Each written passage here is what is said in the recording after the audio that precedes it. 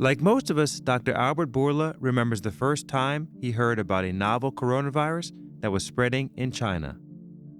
The first thing that came to my mind is I have thousands of people working for us in China.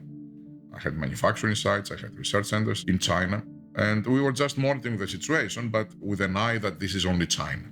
But as the coronavirus began its march around the world in early 2020, it became clear that the disease it caused, COVID-19, would be impossible to contain.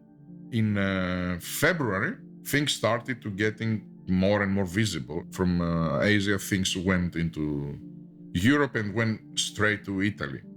And I started worrying about it. And I traveled there a week after. And that is when I realized things are going to be very bad.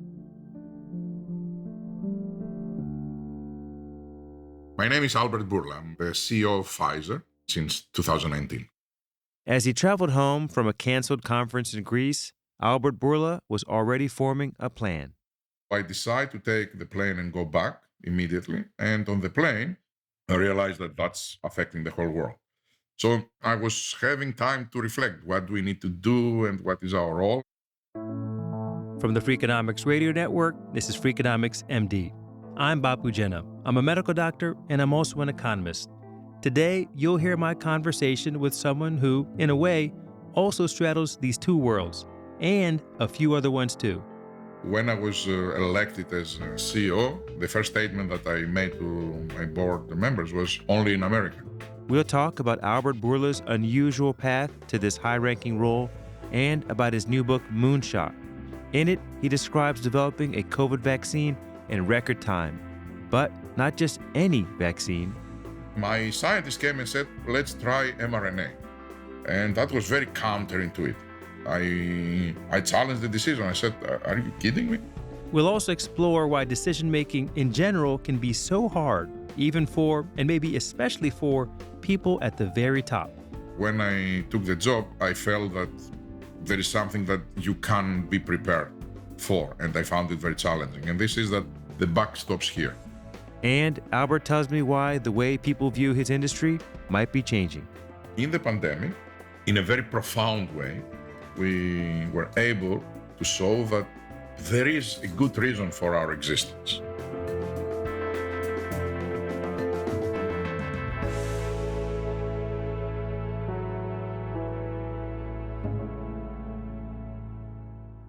What do you prefer to be called? Do you want to be called Dr. Bourla, Albert, Chief Bourla, Chief Albert? You just tell me.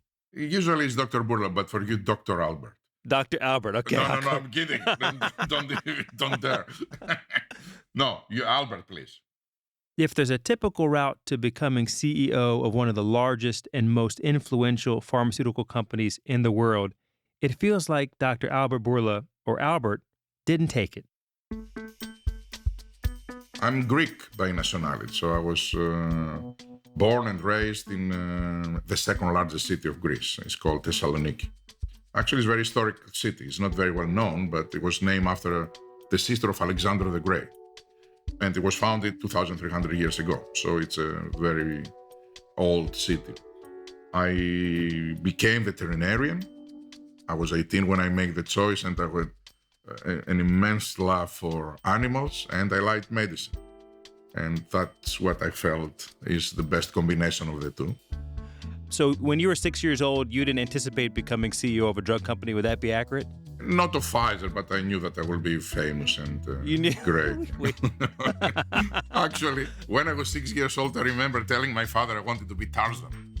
And when he asked me why, I said, because I think Jane is very beautiful.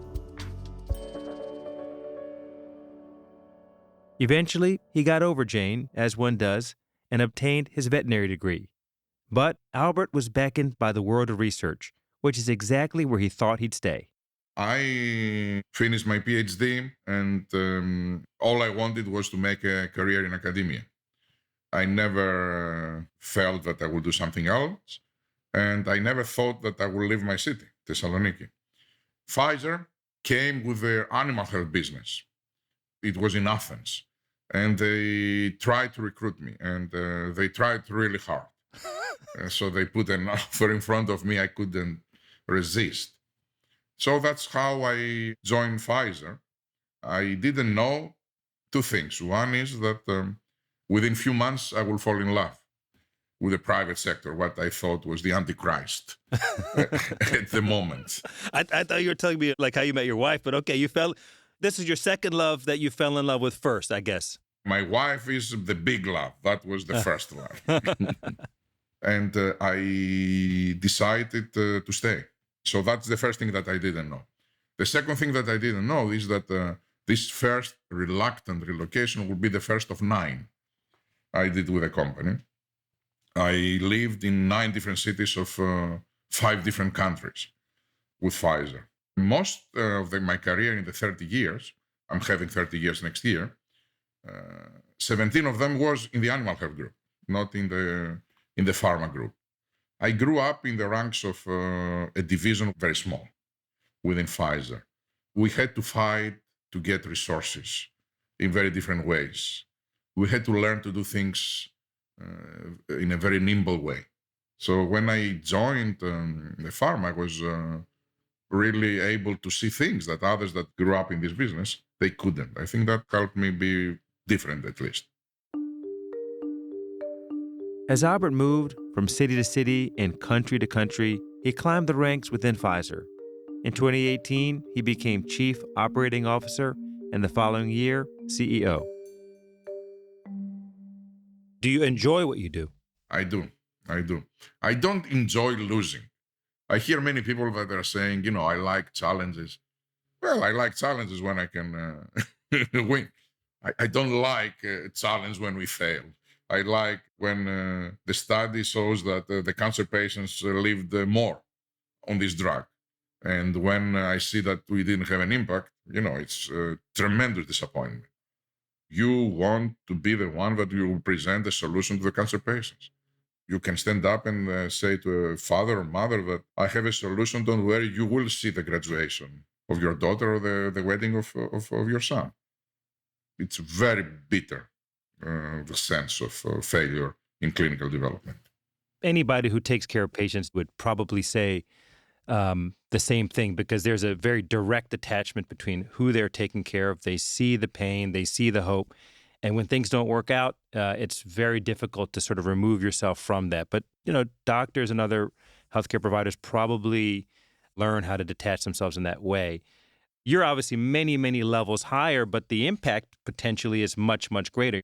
You're not talking about one patient, but thousands or maybe millions of people who are affected by an up or down outcome on a drug. But still, that component is there for you. Oh, very accurate. Very accurate. During the studies, during the whole development of the program, usually I meet with a lot of patients. So we know people. We know people that participated. And, it's really very painful when you fail. It is very, very rewarding when you are successful.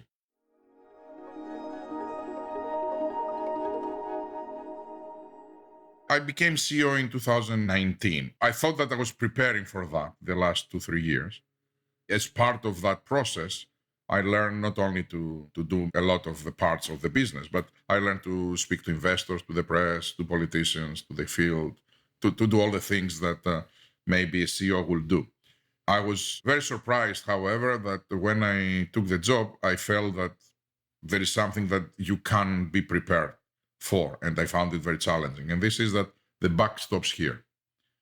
You can only feel it when you're CEO because you are alone. You're the ultimate decision maker. Before, I knew that there was someone above me that can stop me if there is something stupid. So there was filters. Now I felt suddenly that there is no one that can do that. So I started being very conservative and starting thinking and double guessing 2-3 times everything until someone told me, look, it's not the conservatives that brought you here. It is that the board appreciated that you have an appetite for risk, that you are thoughtful, they trust you. So don't be conservative. And then this is when I started realizing that I need to adapt to this level of responsibilities and do the things that I know or I feel are the right things to do. That was the biggest thing of the adjustment. One of the most compelling parts of the book, Moonshot, was sort of how you describe the early stages of the pandemic when we were starting to hear news about a new virus in China. The genetic sequence was being identified. Can you walk me through that time for you, both as an executive at Pfizer and also personally? The first thing that we learned with this pandemic was not a pandemic, but was a situation in China. We realized that in China there is a health issue. And that was the first thing that came to my mind as a CEO of Pfizer. I have thousands of people working for us in China. I had manufacturing sites, I had research centers in China. So we formed a task force to see how we can protect them, what needs to be done. So we started implementing some measures. For the first time, we told them stay home. It was unthinkable for us. And we were just monitoring the situation, but with an eye that this is only China. In February, things started to getting more and more visible, and particularly we started seeing from Asia, things went into Europe and went straight to Italy. And I started worrying about it. I had a discussion with our board that was in February. Still, no one was thinking that this is anything like that, right? We are all in the meeting room. And I traveled the week after, and that is when I realized things are going to be very bad, because I am traveling to participate in a congress. Suddenly from Italy, things are moving to other European countries, and the congress is canceled.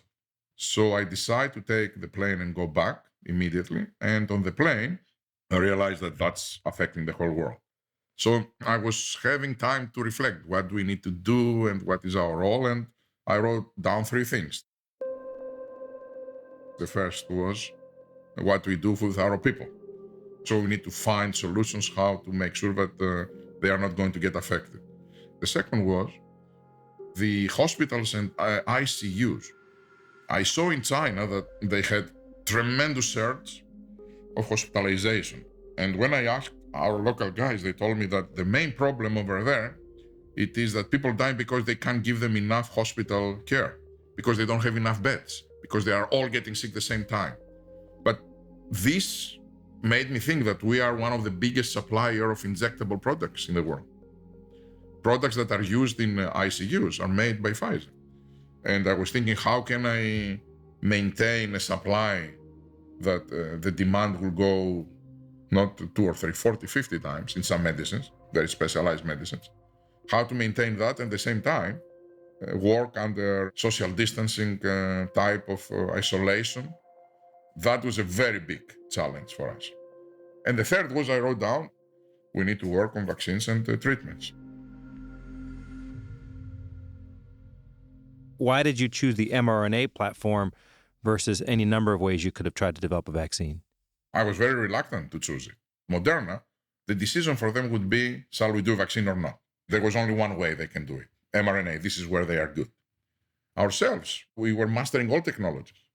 But my scientist came and said, let's try mRNA. And that was very counterintuitive. I challenged the decision. I said, are you kidding me? You want to put in a pandemic all our bets into a technology that never delivered the product? Why don't we go with something else? And we sat down to discuss it. So I was convinced by their arguments. The first one was, we were working with this company, with BioNTech, to develop a flu vaccine for the last 2 years.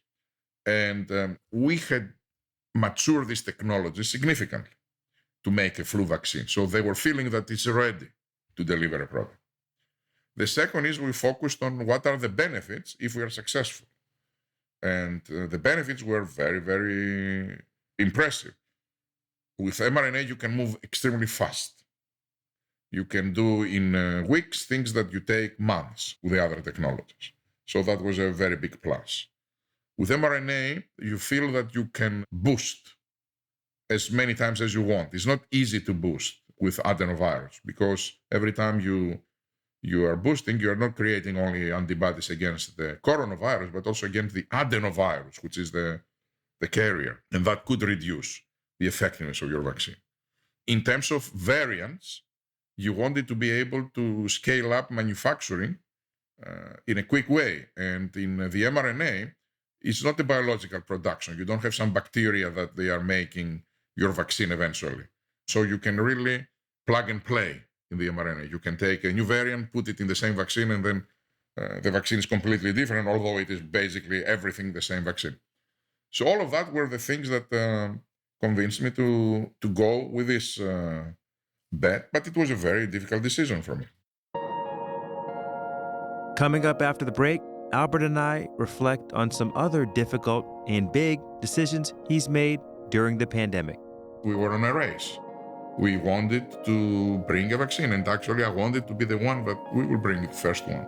Also, how will we coexist with this virus going forward?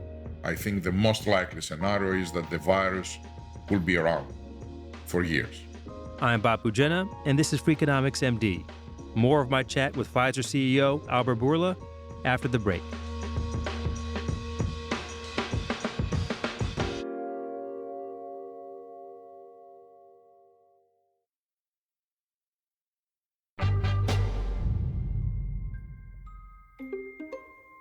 It typically takes 5 to 10 years to develop and manufacture a vaccine, and often it takes even longer.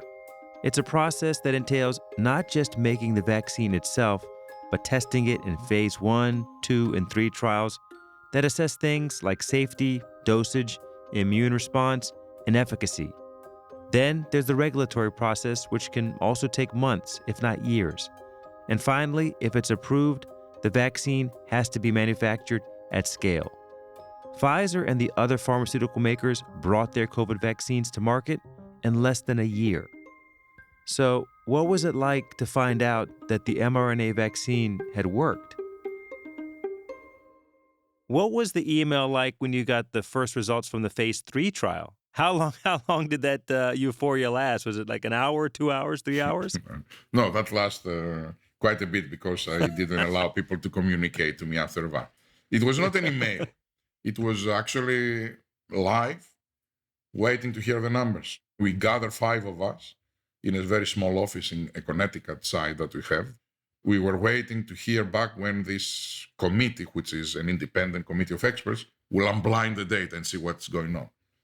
They were late, so that makes you worry. You always think if they're late, that's bad news.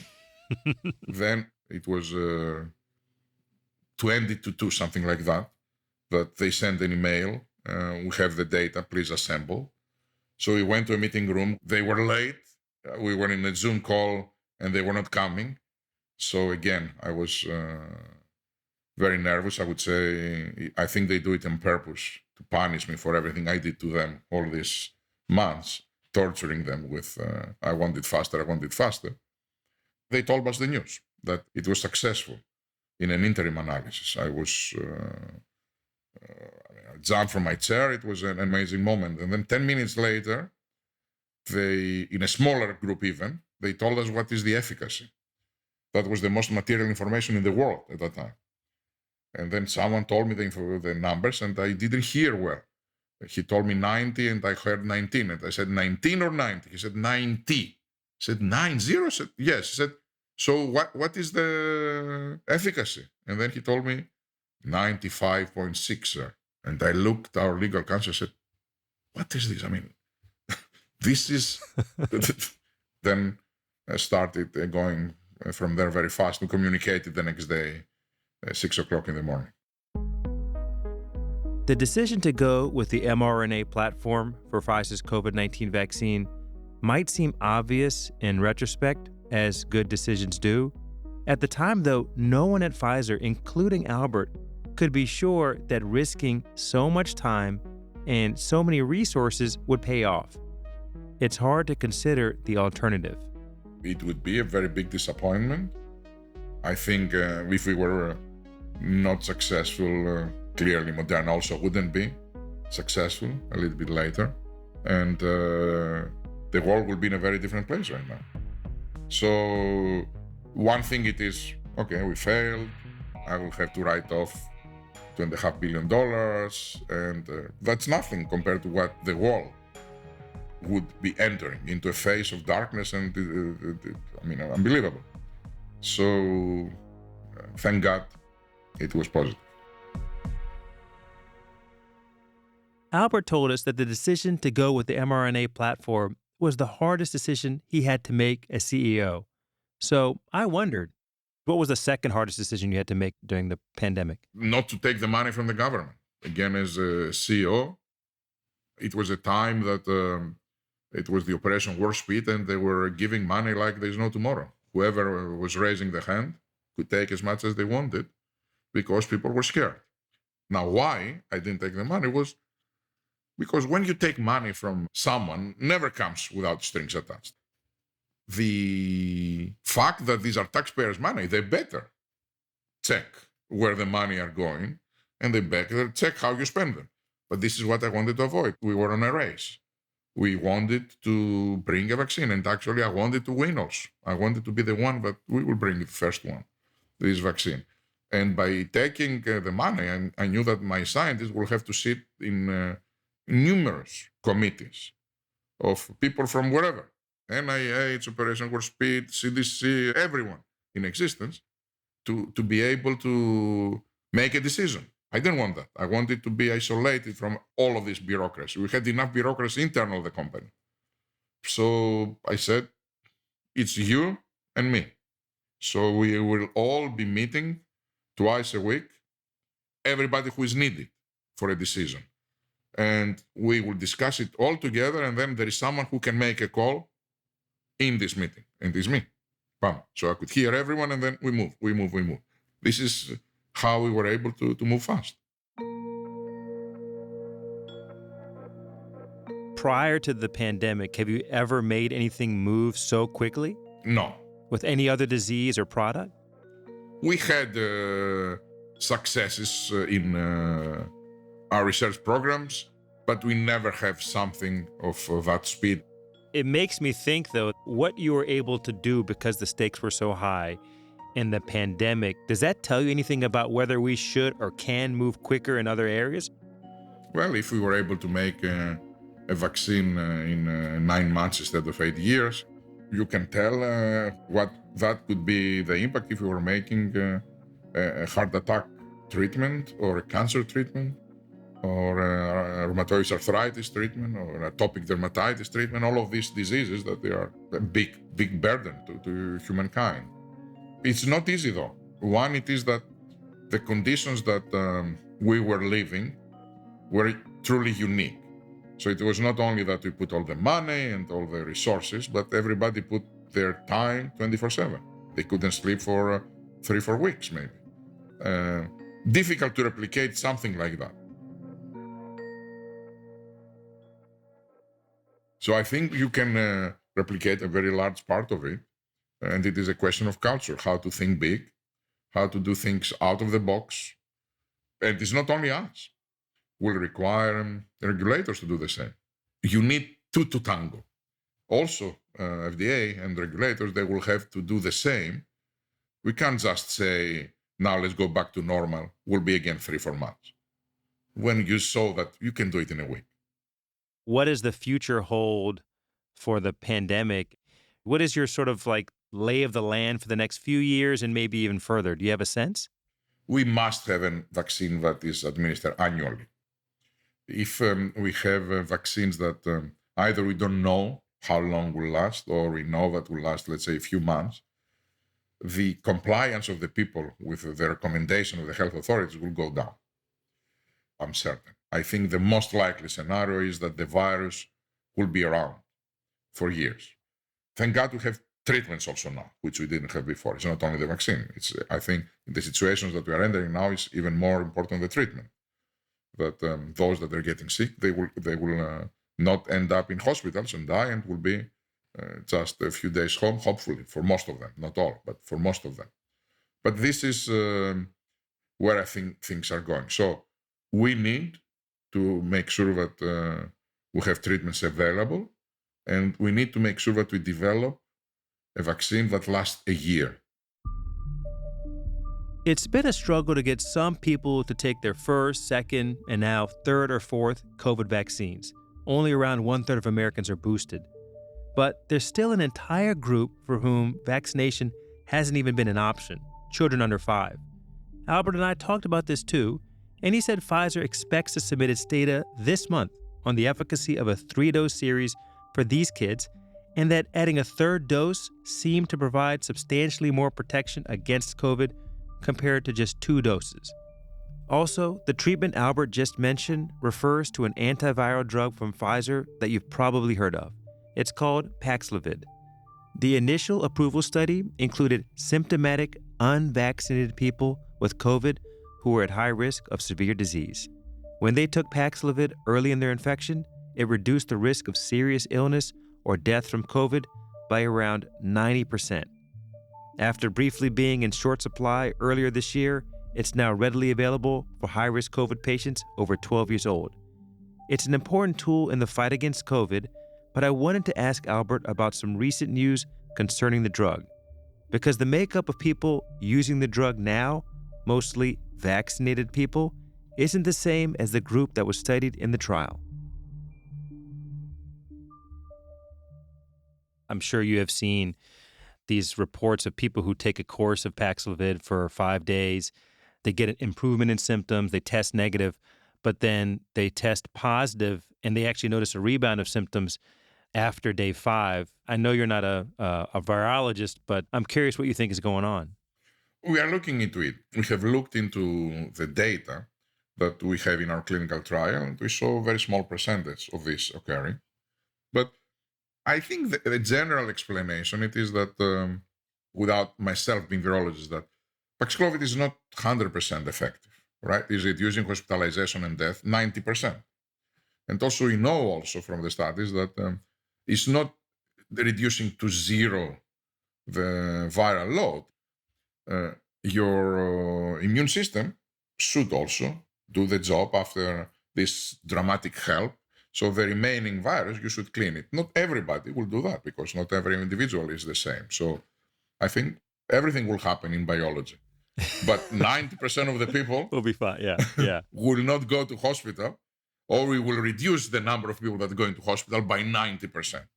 Let's focus on how many lives are saved. I want to kind of reflect a little bit on your particular sort of personality and role as a spokesperson for the company. I mean, you have a different background than many CEOs do, and I'm curious, how do you think that's helped you? I come from humble beginnings. I come from a country that has a very great heritage and gave democracy to the world, but is not known for giving a lot of CEOs to the world in the modern history. I have a very heavy accent. When I was elected as CEO and they called me in the boardroom to tell me that I was elected, the first statement that I made to my board members was only in America.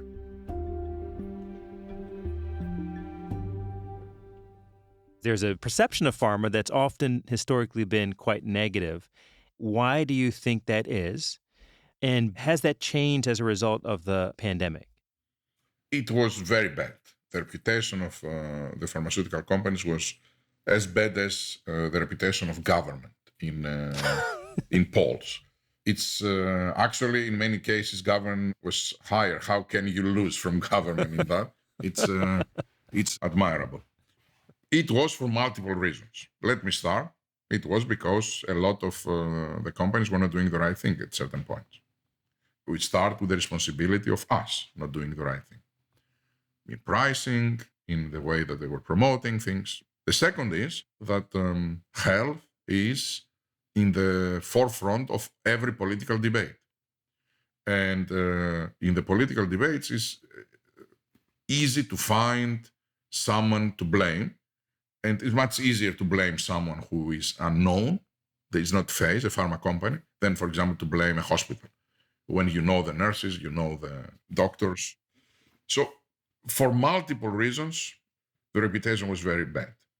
And the pharma was not able to demonstrate to the world the value that they can bring until pandemic. In the pandemic, in a very profound way, we were able to show that there is a good reason for our existence. And there are so many good things that can come out of us. And that raised the reputation very, very high. Now, the reputation is something that you are earning in drops, typically, but you can lose in buckets. But I know that we need to earn this trust and reputation every single day. So all four of us in my household, my wife who's a doctor and two kids, actually have COVID this week. And I'm sure you're thinking about Paxlovid in kids, but I will tell you that I have a new discovery that you should consider, and it's an iPad. I have found that the iPad reduces symptoms of the kids, and there is an interaction with ice cream and popsicles that I'm sure is perhaps maybe 25% as effective as Paxlovid or any other drugs in kids. So you just keep that in the back of your mind for a little bit. I'm going to try to make a deal with Apple to see if we can bring that to market. Yeah, all right, perfect. It might be hard to get an IP on it, but you could try. All right, well, thank you so much. I appreciate this. Thank you, Bapu, and I enjoyed this discussion a lot. That's it for today's show. My family and I are feeling better now, by the way, and we've managed to wean the kids off their iPad ice cream regimens. I want to thank Dr. Albert Bourla for taking the time to talk with me. And check out his book, Moonshot, inside Pfizer's 9-month race to make the impossible possible. It's really quite a page-turner, even though we already know the ending. Next week on Freakonomics MD, a rebroadcast with some twists of an earlier episode on whether barbershops can improve healthcare and health outcomes for Black men. I noticed some guys would come and get their hair cut and stay. And you say to yourself, why is he still here? Well, there's a vibe here. There's a community here. There's a conversation going on. This is the community hub. We'll also discuss some new research of mine that looks at why representation is critical in medicine and why it can be so hard to find. That's coming up next week on Freakonomics MD. Please let me know what you thought about today's episode. I'm at bapu@freakonomics.com. If you want to learn more about the show or check out the transcript for this episode, that's all at freakonomics.com. Thanks for listening. Freakonomics MD is part of the Freakonomics Radio Network, which also includes Freakonomics Radio, No Stupid Questions, People I Mostly Admire, and Off Leash. All our shows are produced by Stitcher and Renbud Radio. You can find us on Twitter and Instagram at Dr. Bapu Pod. This episode was produced by Julie Canfer and mixed by Eleanor Osborne. We had help this week from Alina Coleman. Our staff also includes Neil Carruth, Gabriel Roth, Greg Rippin, Rebecca Lee Douglas, Zach Lipinski, Morgan Levy, Ryan Kelly, Jasmine Klinger, Emma Terrell, Lyric Bowditch, Jacob Clementi, and Stephen Dubner. Original music composed by Luis Guerra. If you like this show or any other show in the Freakonomics Radio Network, please recommend it to your family and friends. That's the best way to support the podcasts you love. As always, thanks for listening.